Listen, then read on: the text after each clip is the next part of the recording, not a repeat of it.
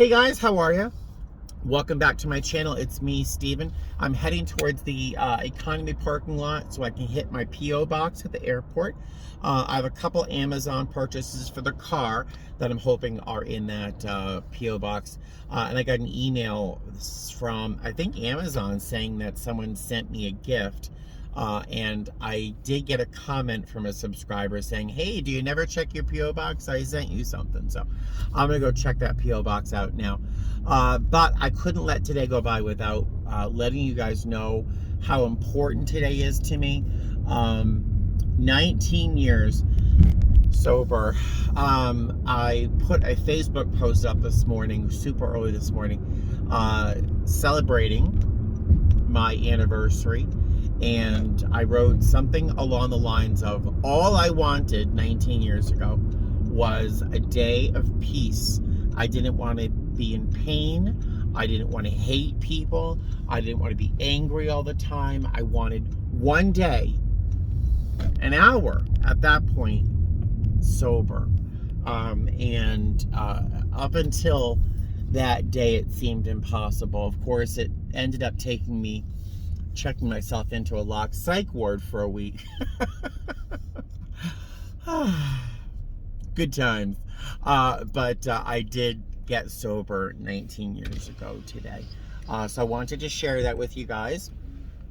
In a moment, after I park this car, I will tell you what we really all came to hear is how I came out of the closet. All right, so I'll talk to you in a minute. All right, hi guys. Apparently I can't drive and talk safely, at least. I was taking the wrong turns and blah, blah, blah. So I decided to just wait until I got home, had dinner, so I could sit down and chat with you guys and focus and not potentially kill someone while telling a story. All right, so before I talk about when I came out, let's go back in the Wayback Machine and talk about what I was like before I came out. Did anybody know? What do you think? Yeah, I know. It was not a shock to a lot of people that I was gay.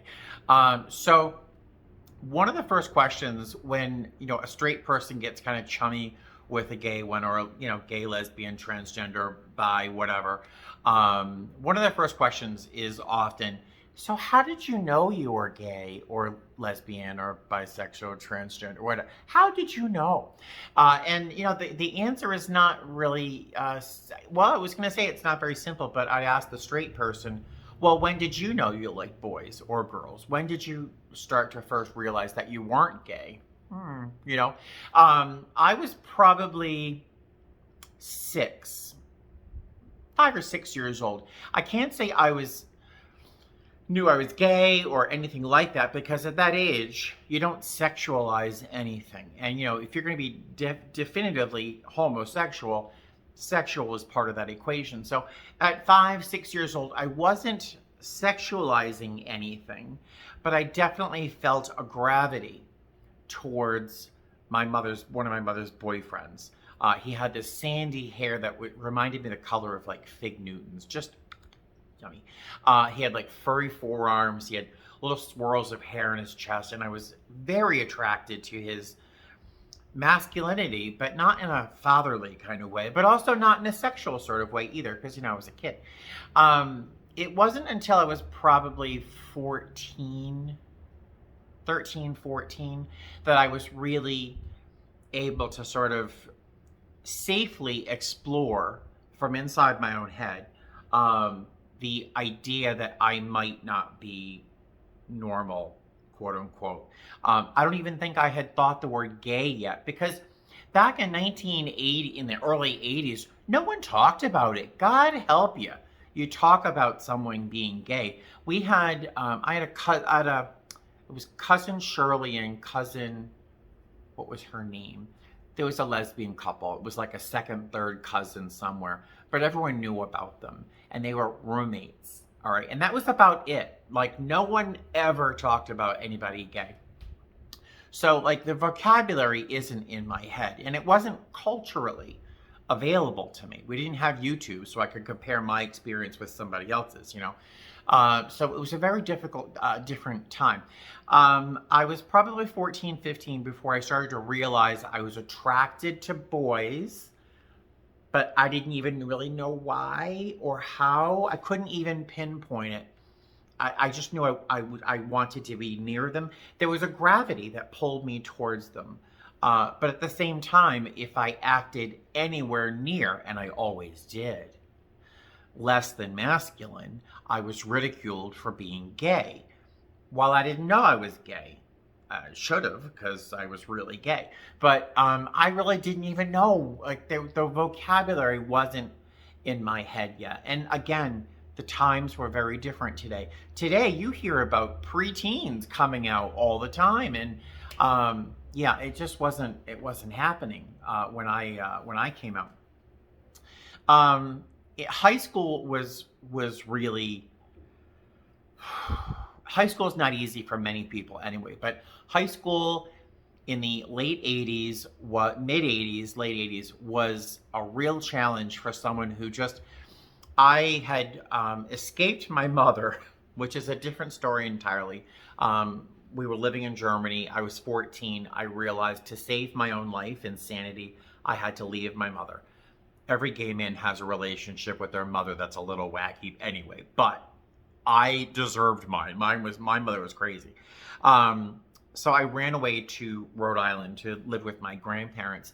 And I went to high school at North Providence High School. It's a very, very, very close-knit community, mostly Italian. I came from an Italian household. My mother's family is pretty much majorly Italian.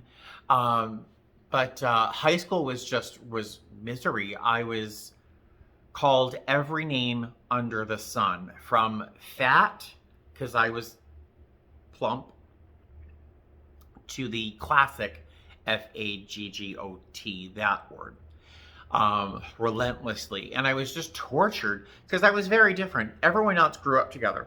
They had all been born in the same hospital, you know.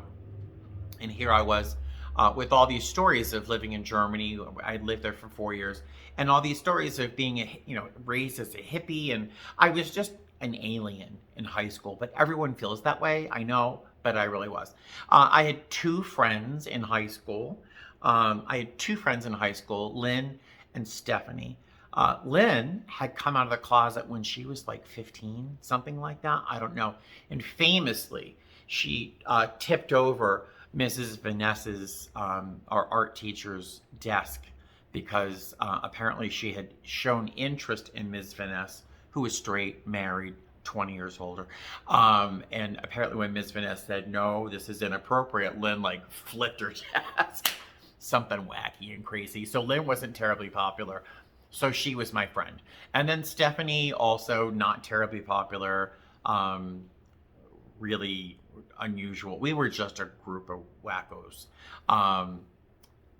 Terribly unsophisticated, never really intelligent. We just weren't great. But we all had the same thing in common. We were kind of freaks, and no one liked us, and we kind of found this little sorority between the three of us. Stephanie ended up becoming a lesbian as well. Not that she became one, she always was, but she came out years and years and years and years later. So high school was really torturous, because I was really obviously clearly gay, but I wasn't thinking about it, talking about it, or acting on it clearly. So by the time senior year rolled around, I was just a very popular target for ridicule. It was a difficult time. Because if you watch my channel, my videos are all a collection of tangents. There's never one easy common theme through the whole video. Our last pep rally of the year was when superlatives were announced. I just spit. Superlatives. So best dressed, class clown, most likely to succeed, those sorts of superlatives. One of them was most spirited. Well, Lynn and I had been both desperate through our course of our high school years to really find some part in our community, in our high school. We really wanted to belong to the group. You know, we didn't want to be ostracized as much as we were. Of course, the more we tried, the more we were ostracized. But we were desperate to show that we were part of this team. Go Cougars. And so Spirit Week was, I know my stories are long. Spirit Week was the week where we showed our spirit. So every day was something different, like Inside Out Day, where you wore your clothes inside out, Blue and Gold Day, which was our school colors, Sunglasses and Hat Day. I don't know who thought that up, but you know, we wore like 5 pairs of sunglasses and ties all over us, and we did everything we could every day of that week to show our spirit. Well, it wasn't a surprise that when Most Spirited Boy and Girl were announced, it was Lynn and I, me and Lynn, us. And we walked down to get our little stupid little plaques. And I don't know if it was the entire junior and senior class, but I know it was mostly the senior class. We're sitting on these metal bleachers that pulled away from the walls of the gymnasium. And they stamped and pounded their feet in rhythm and chanted the word F-A-G-G-O-T, that word that I don't want to say because I don't want to demonetize my channel. I'm not sure if YouTube will demonetize this video anyway, but they chanted that and they stamped their feet in unison. And I had, at that moment, you know, looking back, I'm sure I thought, I wish I had like Carrie's, you know, the telekinesis powers, because I would have destroyed that room with my shame and my anger and my fear. I would have just blown that room to smithereens in my mind, you know. Yeah, high school was just not fun. So that was sort of the environment I was in. At home, I was living with my grandparents. If you are old enough to remember Archie Bunker, that was my grandfather, incarnate. He was Archie Bunker. And my grandmother wasn't quite Edith, but she was close. I was probably more Gloria than Meathead, whatever his name was. But the household was real old school, rough. My grandfather was kind of a bigot. Not kind of, he hated everybody that wasn't French Canadian like he was, or Italian like his wife. And even then, he would have hated Italians, but he married one. So he defended Italians. But everybody else, if you were Black or Puerto Rican or Asian, he just hated you universally. And like, you wouldn't even have to ask what he thought of homosexuals, because that would have just been on par with aliens. Yeah, he was like xenophobe, you know. My grandmother, even if she disapproved of anybody who is LGBTQ, she loved me like the son. The first grandson in any Italian household that I've ever met could walk on water, and that was me. So I was my grandmother's like everything. So yeah, that was the household I was living in. I was terrified of my grandfather. He was going to kick me out of the house. Seriously, kick me out of the house because I pierced my ear. I have like 4 holes, but I pierced one ear, and he literally almost threw me out of the house. My grandmother saved me, thank God. But that's the household I was living in. That's the kind of environment I was in school. And I really didn't have any friends outside of Stephanie and Lynn. So socially, I had very little experience. I was super shy, super quiet, hard to believe. I hardly spoke. I grunted a lot. I really wasn't a big communicator, unless I was talking with my grandmother, and then the conversation was always amazing. One of Lynn's friends, let's go back to me coming out of the closet. One of Lynn's friends was this kid named Carrie, who I just thought was so beautiful. He was this redhead, ginger, gorgeous little cupcake of a person. He was so delicious, and he was so sweet and so nice and so kind. And I think he saw this like baby gay, and with his little bit of experience was trying to guide me along the right path. So he taught me, because back then This is before the internet. This is before equality. This is before you could safely say you were gay. Um, we went to bars. Bars and clubs were our only source of a safe place for us to meet and get together and have friends and have a good time. So bars were hugely important back in the 80s for us. So Carrie taught me how to get into the No Name, which was the bar that we used to really love going to downtown in Providence. So he taught me to go in before the bouncer showed up for work. So I would get there at like 7 p.m. I'm the only person there. And I, at that point, hadn't developed into becoming an alcoholic yet. So I only knew how to order a slow gin fizz. I'm sure the bartender was like, a slow gin fizz? Really? Okay. It's basically a Shirley Temple with like rum or gin or something. I don't know. Gin, obviously, it's in the name. So I started showing up at the No Name, which is a gay bar, at like 7 p.m. And I would eventually watch everyone come in. I struck up one real friendship with a guy named Stephen, his Stephen O'Neill, who was to this day the most beautiful soul I've ever met in my life. He had a little in common with Julia Roberts' character in Pretty Woman in terms of his career.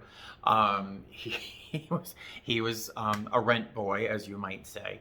And he taught me everything else I needed to learn about being gay. Not how to sell myself, obviously, but the important stuff. He taught me how to line my eyes on the dance floor with one hand. I could line the inside of my eyes, the waterline, with an eyeliner that you would have to melt with a lighter before you shared it with somebody else. I could do that on the dance floor with one hand. He taught me everything really important. He's the one who actually pierced my ear with a piece of a potato. A long story. I mean, Stephen was the first person to lift my self-esteem and treat me nicely. And yeah, so he was influential in sort of shaping my early years as a gay person. He also gave me courage to come out to my family. Now, this was all this clubbing, all this stuff. That was May and June of 1988. Yes. The first half, May and the first half of June. Because Carrie had pointed out, and Stephen had told me, that there was this march, this Pride March happening on the second Saturday of that month in June.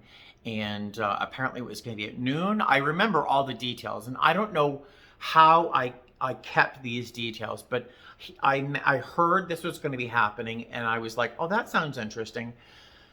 Not for me. I mean, I hadn't come out of the closet, and I hadn't told anybody yet. And but it was the morning of June 18th, probably about 10 o'clock in the morning, and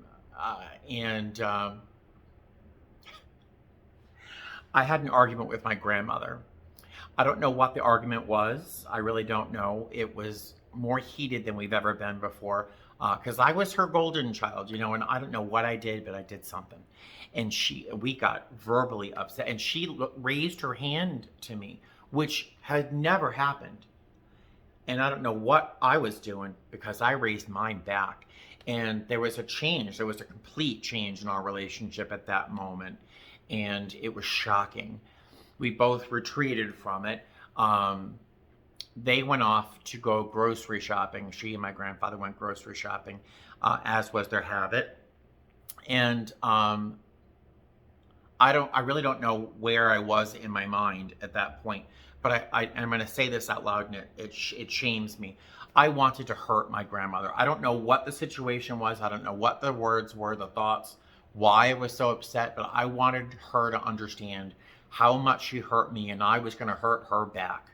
And to do that, I was going to tell her that I was gay, because that was going to crush her and my grandfather.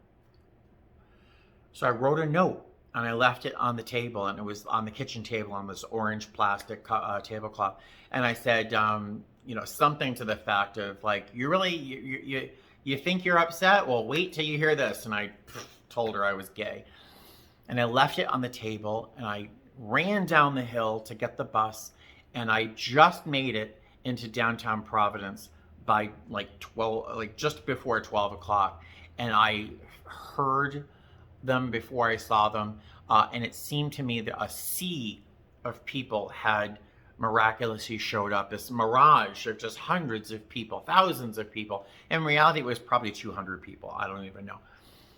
But there was a whole bunch of people with some sorts of signs and banners and like, a pickup truck with some, I'm sure some boys standing on the back of it. And it was the Gay Pride March. And it wasn't a Gay Pride Parade back then because back in, this is 1988, I think. It was still legal in Rhode Island to fire someone if you found out that they were gay. It was legal to not rent an apartment to someone who is known homosexual. It was legal, a legal defense if a straight man felt so threatened by the presence of a gay man and he were to assault the gay man, hurt him, something called gay bashing. You don't hear this phrase. I don't know the last time I've heard the phrase gay bashing, but it was basically beating up a gay guy, either for sport, which happened. I can't tell you the number of times I'd walk out of a bar and just have be punched, just sucker punched out of the blue.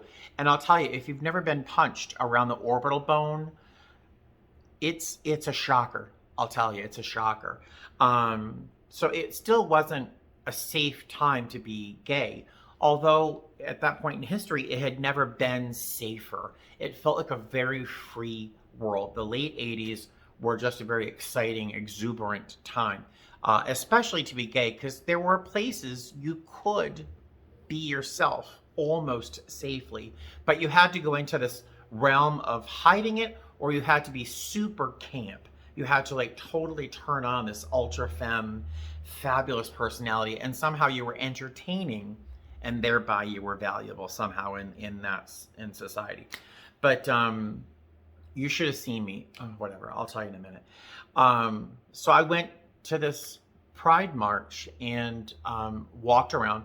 It was noon. These days in Providence, it's a nighttime celebration, but it was noon. The streets were empty. There were no cars. There was no one watching us. There may have been a news camera once or twice. I don't know. But we all just walked around and then ended up at the lawn of the State House. And I distinctly remember walking down that hill and seeing all these people peppering the lawn and thinking, oh my God, these people are all gay. And I'm here. And at the entire time, I had this little specter of guilt, shame, remorse of that letter I left on the kitchen table for my grandmother to find. So I don't know how long I was out in downtown Providence, but eventually I came back home, and my grandparents had come home, and then had gone out again to go to dinner, which was their habit on Saturday nights. And the three of us would always go, but they went by themselves this time. And where I had left the letter for my grandmother to find, I found a letter in return. And it was succinct, and it said, Stephen, we love you. And no matter what road you travel down, we'll be with you. And, this is, 33 years later? I'm still moved by that letter. I wish I kept it. Oh, I wish I kept it. With a couple sentences, my grandmother told me that I was safe. I wasn't safe anywhere. I wasn't even safe with my mother. I left her when I was 14. I ended up living with my grandparents. My mother ridiculed the few gay people in her life relentlessly. I knew I wasn't safe around my mother. Never mind like my grandparents, And with this letter, I discovered I was safe. I was safe at home.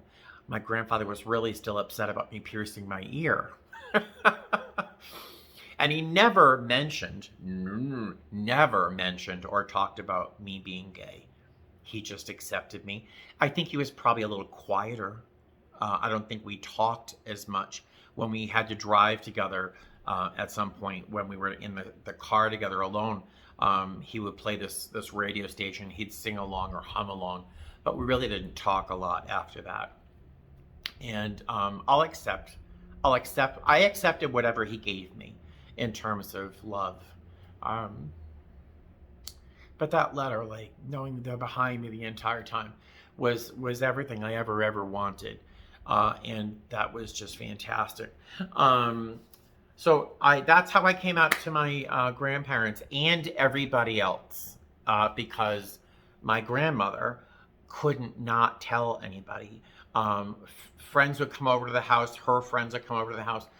She had a huge family, lots of sisters and brothers, and anytime any of them came over to the house, she's like, "Oh, Steven's gay," and yeah, oh, really, yeah, yeah. Excuse me, I had to go. It was a very strange time because now I was safe at home. I couldn't really talk about it, but at least I could breathe at home. And I continued to go out to bars and dance and stuff like that. I cut my hair, which was really awful because I had long, thick hair. I mean, thick hair, dark, struck with gray. It was beautiful. And my friend said, "Steven, it's the 80s, cut your hair." And so I got and then it all fell out of my head. So the scary part after I came out of the closet was now I was kind of in a low budget horror movie. In that at one time I was much more free to be myself, and I was free to sort of explore this whole new world of boys. And it was terribly exciting. If you ladies remember the first time that boys started to notice you and you started to notice them, and it was kind of thrilling. And your first date, your first kiss, mine were not romantic or kind. That's a different video.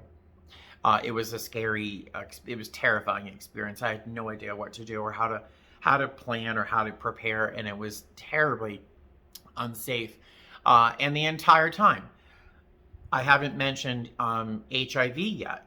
Back then, AIDS, well, it was originally GRID, gay-related immune deficiency or something like that. Eventually, it turned into AIDS, the vernacular. And it was starting to make people sick in Providence. Now, it had been hitting New York and San Francisco and Chicago and the larger cities. But, the smaller places like Providence, it seemed to kind of creep in late. It was late to the party.